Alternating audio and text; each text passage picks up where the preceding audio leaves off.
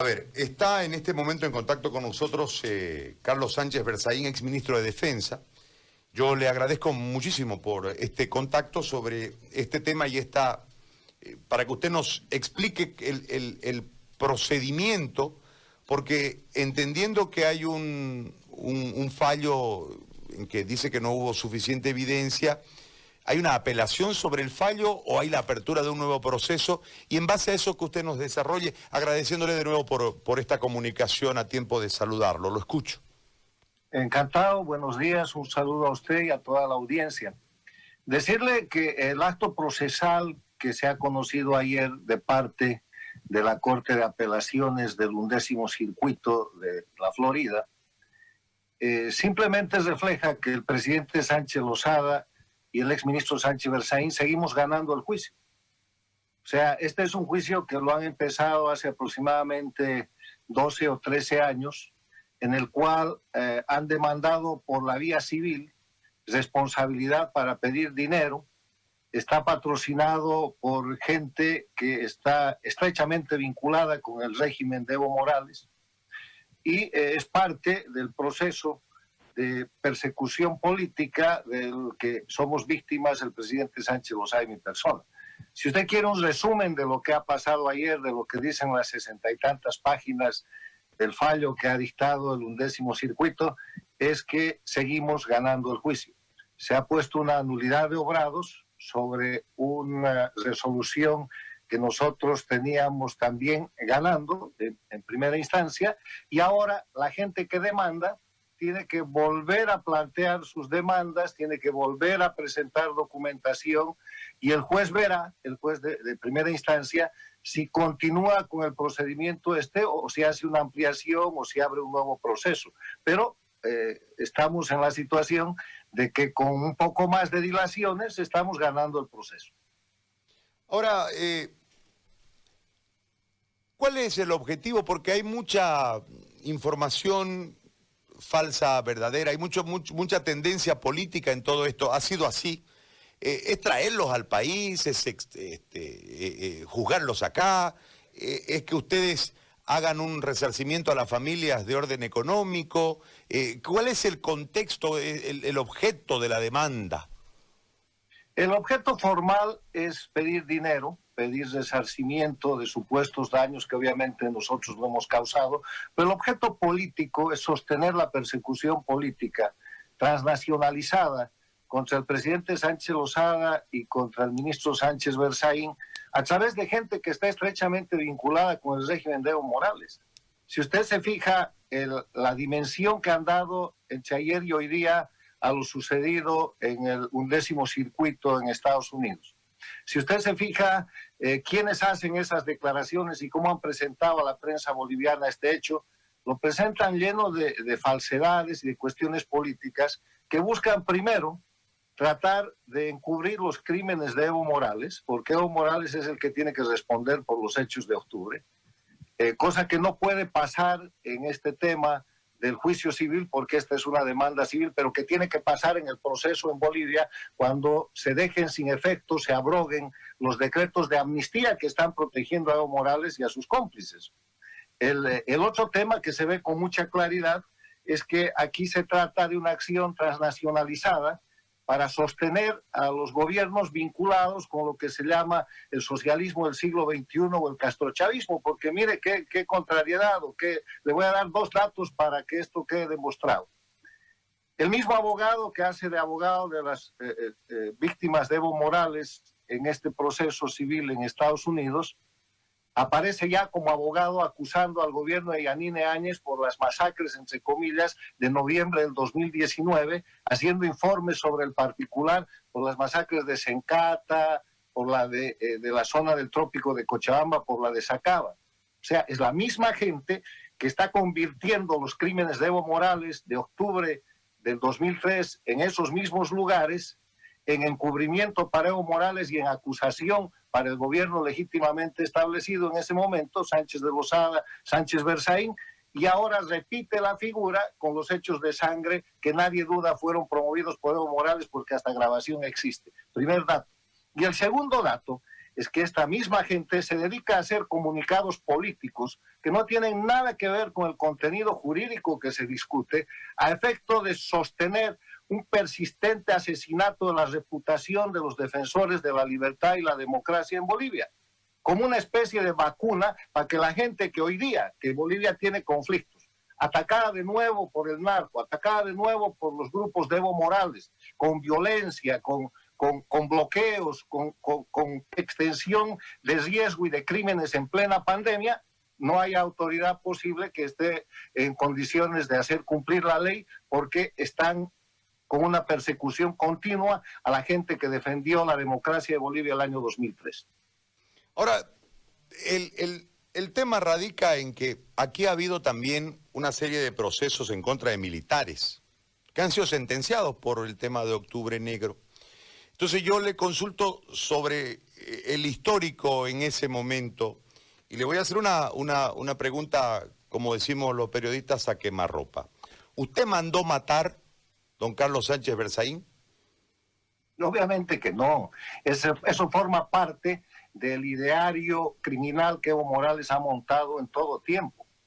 Hagamos un poco de historia de nuevo. Desde que Evo Morales aparece como dirigente en el sistema cocalero a principios de los 90, gobierno de Paz Zamora, primer gobierno de Sánchez de Lozada, gobierno de Banzer, el año que es gobierno Tuto Quiroga y después el gobierno de Sánchez Lozada al que derroca, en todos esos 13 años hay bloqueos, manifestaciones, crímenes, masacres, y el actor permanente es Evo Morales. Cambian los presidentes, cambiamos los ministros, pero las masacres permanecen.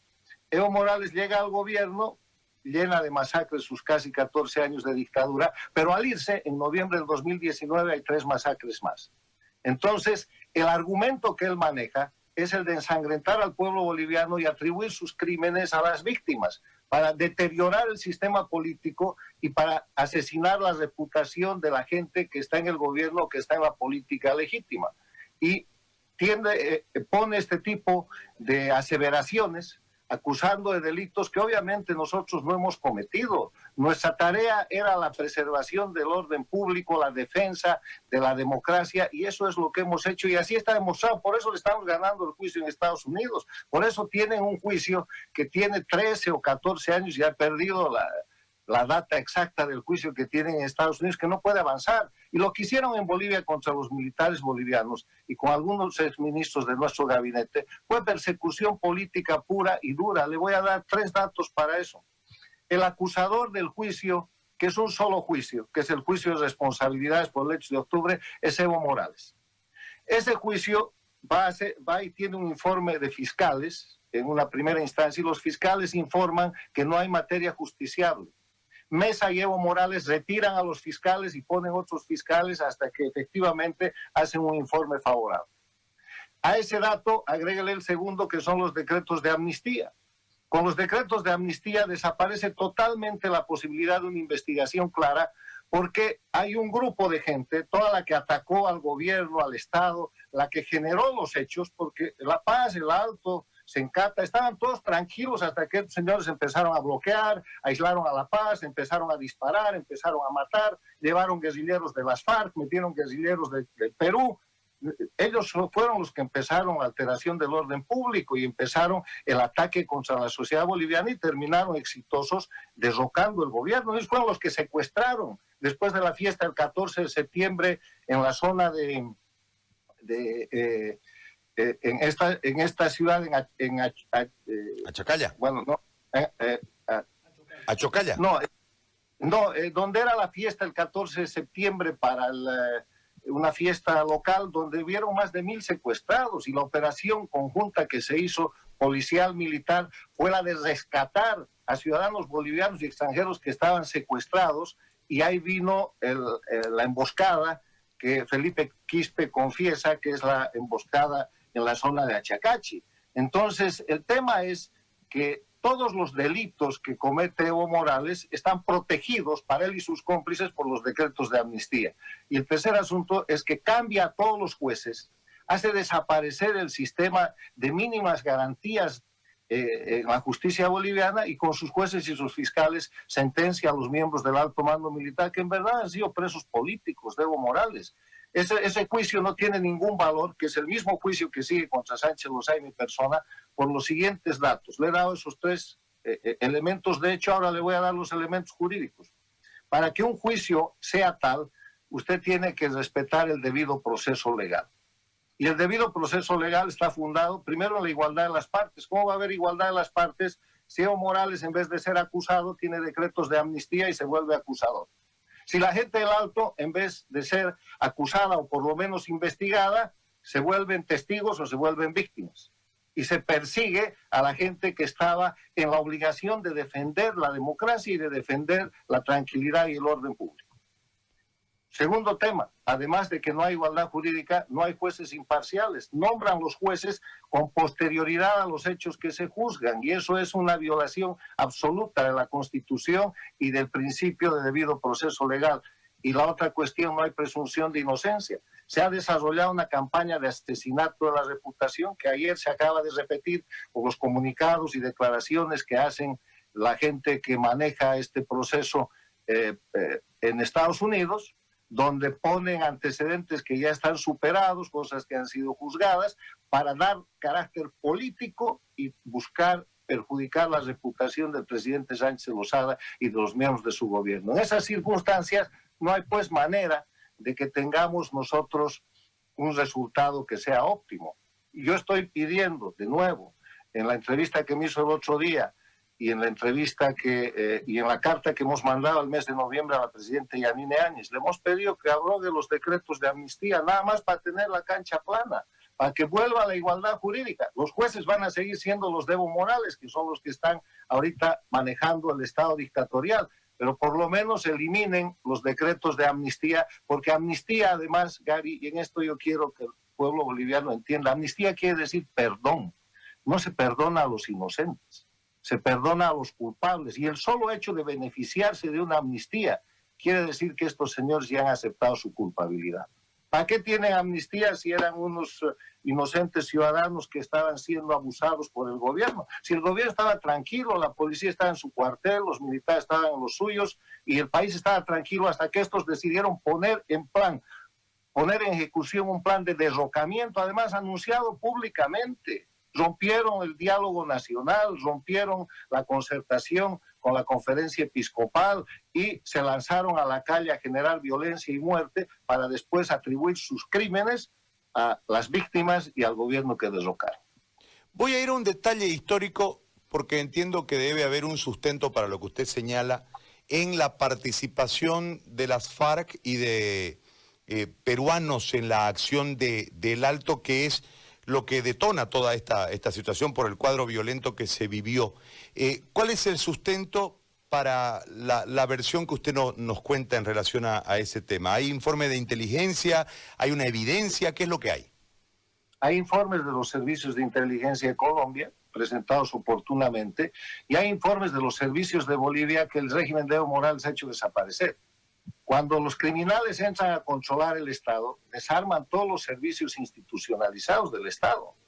Toman en su poder todo lo que podía incriminar a Evo Morales y a sus cómplices y hacen un lavado de la prueba, cambian los fiscales y preparan un juicio, que es este juicio de responsabilidades en Bolivia, que es simplemente otro acto criminal para continuar con impunidad y para atribuir responsabilidades a gente que no la tiene. Ahora le voy a mostrar algo que está por aquí, si me da un minuto. Claro que sí. Aquí tengo, este es el libro que escribe el Felipe Quispe.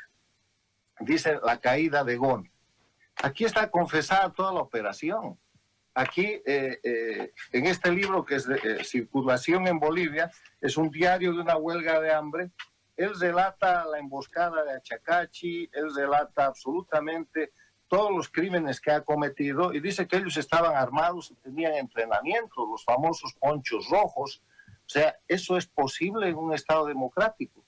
Y esta gente que ha cometido estos actos de agresión y que ha matado gente y que ha matado policías, militares y ciudadanos bolivianos, después con un decreto de amnistía, porque Felipe Quispe también debería estar procesado, son felices y contentos, y el que no es acusador es testigo y el que no es testigo es víctima.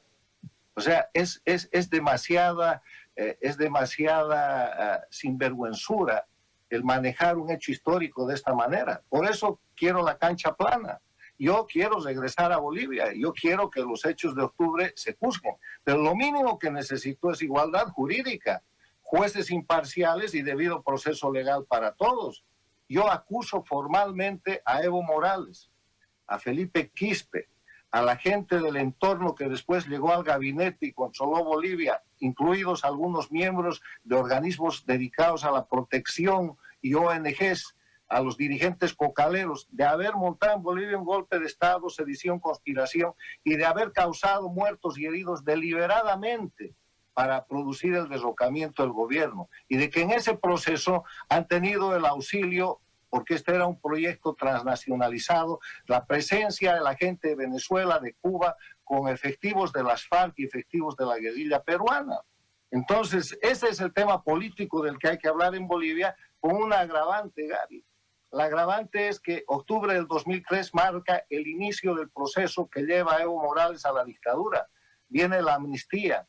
El 2003, el 2004 viene la falsificación de la ley de necesidad de la reforma que introduce la constituyente. Evo Morales llega al gobierno después de haber bloqueado la posibilidad de una sucesión legal donde el presidente interino tenía que haber sido Armando Bacariés y no el presidente de la Corte Suprema. Llega al gobierno, en el gobierno hace la Asamblea Constituyente, y el resto es historia conocida que ya hemos explicado, donde con masacres, con violencia, con la masacre del Porvenir, con la Calancha, con Cochabamba, con el Hotel Las Américas, impone una constitución que es modelo cubano-venezolana para quedarse en el poder, y es la constitución que rige hoy día. O sea, estamos hablando de un esclarecimiento histórico que es urgente y necesario al país, y cuando hacemos eso, escuchamos que los operadores locales y transnacionales que defienden a Evo Morales están tratando de mostrar un acto procesal en el cual seguimos ganando un injusto juicio que se ha hecho en Estados Unidos como un hecho de una victoria que vendría a perjudicar. Ellos son los que tienen que demostrar las cosas que están aseverando que son indemostrables, y llevan 13 o 14 años en eso y no han podido demostrar nada. Ahora, usted mencionaba una carta enviada al gobierno de Yanine Áñez que hace el proceso de transición. ¿Qué respuesta han tenido en relación a esa carta? No, ninguna respuesta. Hemos mandado la carta por la vía de hacerla sellar adecuadamente en el Palacio de Gobierno. Hemos publicado la carta en la prensa. Hemos hecho una serie de gestiones para que la carta se atienda, y no ha habido absolutamente ninguna respuesta. En la carta se está pidiendo la abrogación de los 2 decretos de amnistía que firmó Carlos Mesa como parte de lo que era la agenda de octubre, para tener igualdad jurídica y poder regresar a Bolivia a asumir defensa, pero más que asumir defensa, asumir denuncia contra Evo Morales.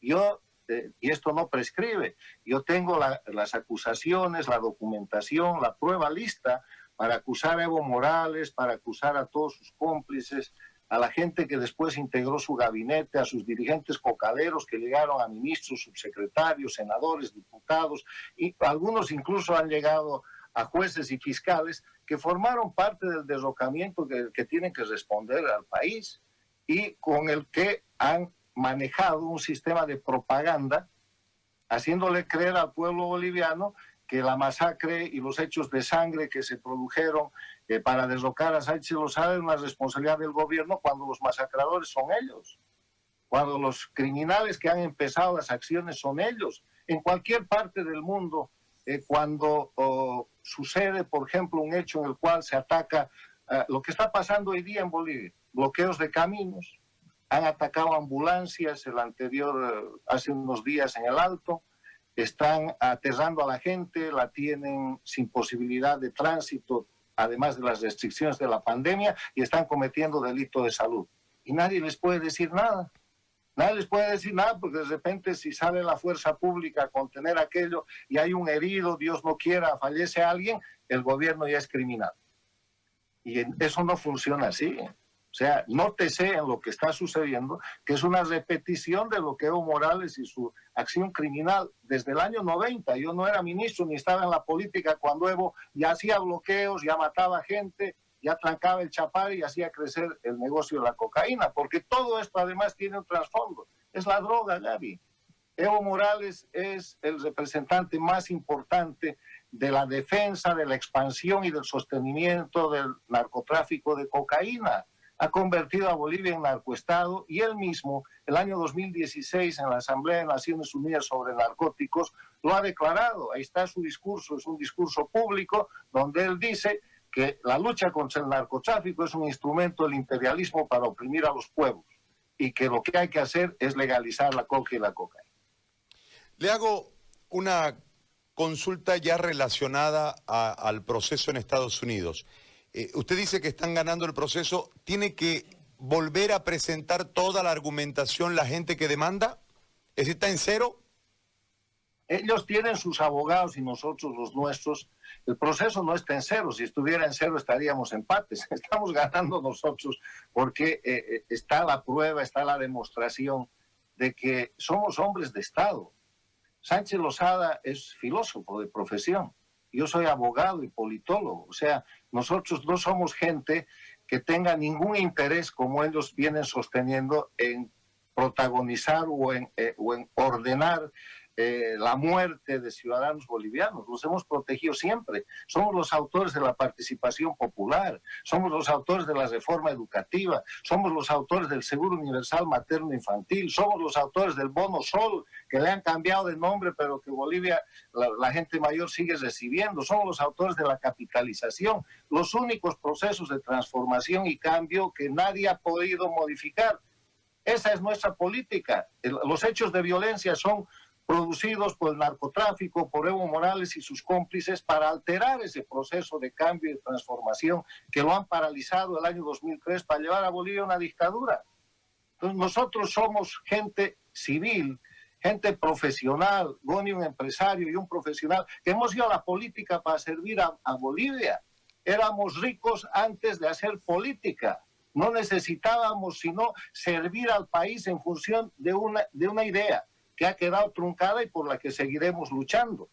Pero en esa dinámica hemos tropezado con un grupo criminal que en determinado momento, a partir de 1999, ha tenido soporte internacional y transnacional con Chávez y con Castro, y que han llegado a tomar el poder y están haciendo de Bolivia el desastre que es hoy día. Bolivia hoy día es un narcoestado. Bolivia hoy día es un país sin autoridad. Bolivia hoy día es un país controlado por el narcotráfico y el terror que infunde Evo Morales a partir de lo que él cree que fue el triunfo del año de octubre del 2003. Y ese no fue un triunfo, esa es una cuenta pendiente por la que Evo Morales tiene que responder y de la que yo me voy a encargar que responda. Ahora, ¿cuál es la condición para venir a un proceso en Bolivia? Porque esa es parte de la cuestionante en relación a lo que uno observa del movimiento. La anterior entrevista en la que hablábamos de una argumentación que usted explicaba en relación a la Constitución, generó una serie de controversias y una serie de acusaciones en relación al retorno a Bolivia para responder a un juicio. Usted señala de que ha enviado una carta a la Presidente que se tienen que abrogar la amnistía para entrar en igualdad de condiciones a un proceso. Pero más allá de eso, tenemos en este momento, desde el marco de situación evidente, una justicia parcializada con el régimen anterior. ¿Cuál la condición que usted observaría para poder venir a pelear su inocencia, a luchar su inocencia, o que le demuestre el otro bando que usted es culpable? ¿Cuál sería el escenario? Mire, primero necesitamos Estado de Derecho. Y en Estado de Derecho no me harían esa pregunta, porque saben, en el Estado de Derecho, en democracia, la inocencia se presume. Yo no tengo que demostrar mi inocencia. Tienen que demostrar que yo he cometido algún delito, pero para hacer eso necesito debido proceso legal, jueces imparciales y la vigencia del Estado de Derecho, que incluye todas las demás garantías. La garantía de la presunción de inocencia, la garantía de igualdad jurídica de las partes. Yo no soy igual con Evo Morales en Bolivia. Evo Morales es el dueño del Estado, es el dueño de la Constitución del Estado plurinacional que ha hecho a su gusto, es el dueño de los jueces, les ha hecho decir a los miembros del Tribunal Constitucional que tiene el derecho humano de candidatear ilimitadamente, mírelo, es el dueño de todo el sistema. Por eso yo sostengo que de Bolivia salió el dictador, pero no la dictadura. En esas condiciones yo le pregunto a cualquiera de los ciudadanos, inclusive a mis enemigos políticos, ¿estarían ustedes en condiciones de ir a un proceso? Eso no es un proceso, es un linchamiento. Por eso soy un exiliado político en Estados Unidos. Por eso estoy forzado desde hace tanto tiempo a vivir fuera de mi hogar, fuera de mi ciudad, fuera de mis relaciones de amistad y de familia. Yo soy un boliviano. Por eso estoy forzado a trabajar en el exterior.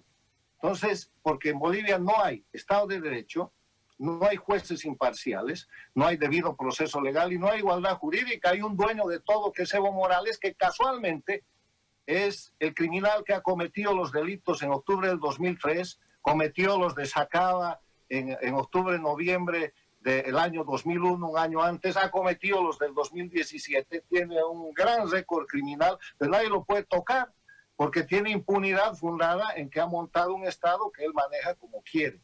En esas condiciones, y además con decretos de amnistía, yo no me puedo someter a un linchamiento. Yo estoy listo para llegar a Bolivia al momento en que tenga Estado de Derecho e igualdad jurídica. Y si hay que ir a la cárcel, bueno, y vamos junto con Evo Morales, si un juez imparcial dice eso. Pero no hay ninguna probabilidad de que eso suceda, porque nosotros éramos las autoridades democráticamente elegidas, con la obligación constitucional y legal de preservar el orden público, cosa que hemos hecho mientras hemos podido y nos han derrotado. Entonces, en esa dinámica, esto es como un ejemplo de que van los asaltantes al banco, dominan a la gente que controla aquello, se apropian del banco y después enjuician al gerente del banco por haber llamado a la policía. Estamos en esa situación y es ridículo que la gente siga haciendo un discurso, la gente políticamente interesada, de decir, ¿por qué no viene Sánchez Berzaín? Hay que traerlo, no sé qué. Yo estoy listo para ir, no me tienen que llevar. Pero pónganse mis zapatos, como cualquier ciudadano, si no hay Estado de Derecho, que es cumplimiento de la ley nada más.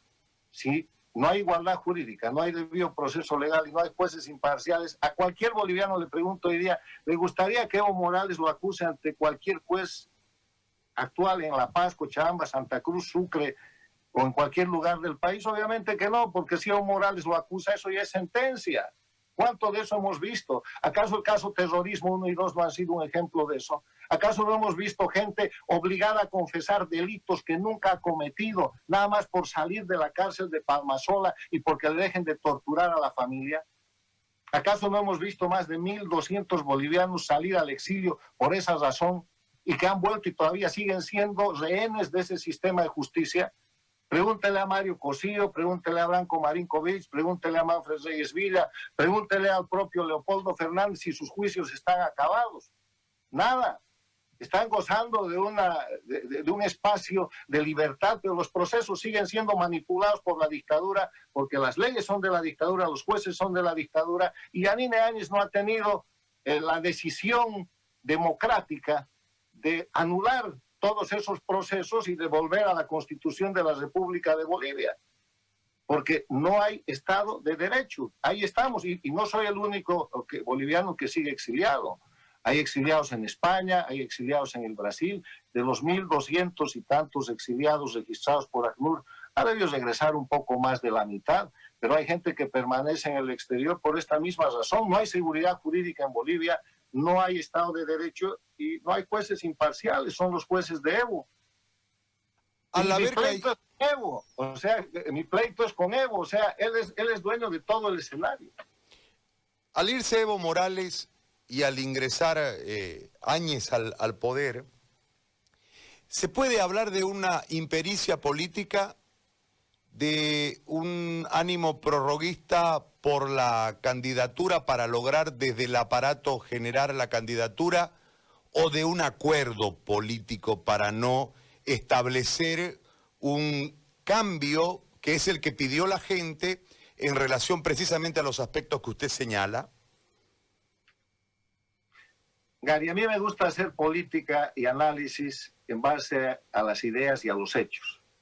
La descalificación de las personas es un recurso al que estamos muy acostumbrados en Bolivia y en América Latina, pero es el que peores resultados trae. Entonces, si vamos a analizar lo que está pasando en Bolivia desde el punto de vista de las ideas y de los hechos, vamos a ver que un pueblo triunfante, después de 21 días de resistencia civil, porque nadie les regaló nada a los bolivianos, 21 días de resistencia civil, con todos los líderes de la oposición funcional en su casa o tratando de llamar al diálogo para parar la resistencia civil.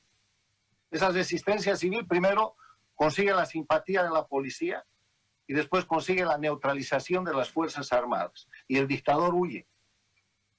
Y el dictador escapa. Entonces, en ese sentido, ahí hay un triunfo y tiene que realizarse un gobierno de transición a la democracia. Se establece un gobierno con quien correspondía, bajo las normas de la dictadura, legalmente, que tome el mando, y ahí está la señora Yanine Áñez. Y ahí hay que hablar de la agenda de transición. Ese gobierno, ¿para qué se ha formado? ¿Por qué ha llegado Yanine Áñez al gobierno? Ha llegado al gobierno por una razón de fondo: hacer elecciones libres y limpias, a la brevedad posible. Pero para hacer elecciones libres y limpias, tiene que reponer el Estado de Derecho, tiene que devolverle a Bolivia las condiciones de democracia. Y quiero recordar que los elementos esenciales de la democracia son 5. Hoy día no hay ninguno de ellos en Bolivia. El primer elemento es el respeto a los derechos humanos y las libertades fundamentales. Estamos viendo el caso este. ¿Usted cree que se respetan mis derechos humanos en Bolivia o que se respetan los derechos humanos de los generales que han sido presos políticos de Evo Morales por octubre del 2003? ¿O que se han respetado y se respetan los derechos humanos de la gente que sigue enjuiciada por los jueces y los operadores de Evo Morales? No. Segundo, el acceso al poder y su ejercicio con sujeción al Estado de Derecho, que es el cumplimiento de la ley. Entonces, no se cumple la ley. Todos son acuerdos políticos, ajustes. Mire esa Asamblea Nacional, que además ya se ha pasado en su mandato, incluso si se la quisiera tomar en cuenta, que está haciendo leyes para bloquear a los bolivianos la posibilidad de que tengan apoyo internacional, o para hacer más leyes de impunidad y de cobertura al crimen a Evo Morales. Han hecho 2 proyectos de ley y han aprobado 1. O sea, están legislando para encubrir a un criminal y a un grupo de criminales. Eso no es Estado de Derecho. Tercero, la división e independencia de poderes. No hay ninguna. Evo Morales era dueño de todo y ya simplemente ha cambiado parte del Poder Ejecutivo, porque la presidenta Áñez no controla ni todo el Poder Ejecutivo. Controla el gabinete y por ahí algo más, y el resto es el monstruo de la dictadura. Salió el dictador, no la dictadura. Cuarto elemento, elecciones libres, limpias, basadas en el sufragio universal como expresión de la soberanía popular. Lean la Constitución del Estado Plurinacional, no hay sufragio universal. El sufragio universal quiere decir igualdad. Usted y yo valemos lo mismo. Usted puede ser un doctor, yo puedo ser un taxista, o yo puedo ser un analfabeto, que ya no hay en Bolivia, y tengo el mismo derecho, mi voto vale lo mismo. No hay eso en Bolivia. Y cuarto, la libre organización de partidos políticos, sujeta también a ley. Están sosteniendo, como no pueden, al instrumento de la delincuencia organizada, que es el MAS, como partido político.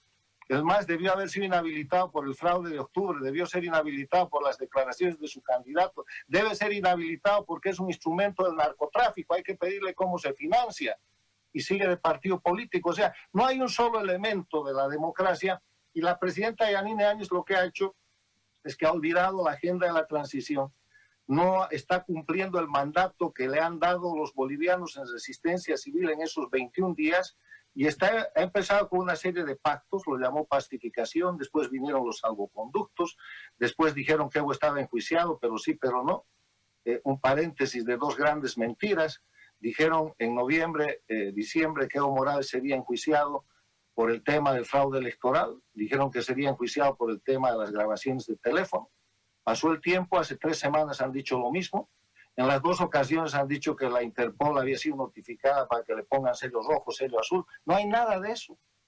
O sea, no hay agenda de transición. Entonces, en el ámbito de la realidad objetiva y de las ideas, Lo único que se le puede reclamar a la presidenta Yanine Áñez y pedir, porque yo creo que todavía está a tiempo, es que vuelva a la agenda de la transición.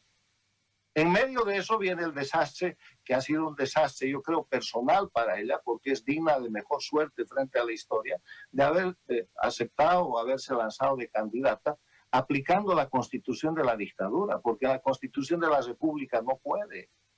Ella tenía que haber repuesto la constitución de la República de Bolivia y ahí hubiera quedado tranquila como una presidenta de transición y hubiera tenido la virtud de llevar a Bolivia a un proceso democrático y entregar el gobierno rápidamente sin sobresaltos. Ahora estamos en una situación agravada por el coronavirus donde cada vez se prorroga más un mandato porque en los hechos no se puede hacer elecciones por dos razones. Porque hay pandemia y porque no hay Estado de Derecho. ¿Cómo va a ser otras elecciones en dictadura? Entonces, frente al tema de la presidenta Yanine Áñez, no es una cuestión de crítica personal, es una cuestión de ideas. Los ideales bolivianos de transición a la democracia y de cesar la dictadura están siendo traicionados. Ella tiene que reflexionar sobre esto y volver a la agenda de transición a la democracia, y para eso necesita un gobierno de unidad nacional. Porque lo que empezó siendo un gobierno de unidad con múltiples participaciones, después se ha vuelto el gobierno de los partidos funcionales a los opositores funcionales de la dictadura, y ni siquiera todos. Ahí está el partido del gobernador de Santa Cruz, que es los demócratas, creo, y algunos otros, y son los que están con el 4% de apoyo que obtuvieron el 20 de octubre, han tomado el gobierno. El poder ejecutivo, no el gobierno, porque el resto lo tiene el MAS. O sea, peor no puede ser el escenario. Usted sabe la gran dificultad que yo tengo cuando hago análisis. Yo quiero defender la transición. Yo quiero que le vaya bien a ese gobierno de transición, que reponga el Estado de Derecho, la división de independencia de poderes, que cese la impunidad. Pero no puedo porque los hechos muestran que están paralizados y que están en una serie de cada vez más, no sé si acuerdos, no sé si un sistema de continuidad de la dictadura, porque nada cambia. Y si un bicho suena como pato, camina como pato y se mueve como pato, esto es continuidad, es continuismo, no ha cambiado nada y el pueblo lo sabe. Y el pueblo, además de que está desesperado por la crisis sanitaria y por la crisis económica, tiene que soportar la amenaza de masacre diaria que le hace el MAS, que le hace el narcotráfico, con un gobierno interino que no lo defiende. Don Carlos Sánchez Berzaín, yo le agradezco por este tiempo y por este diálogo que hemos sostenido. Ha sido muy amable. Gracias. A usted, señor, muchísimas gracias. Encantado. Gracias.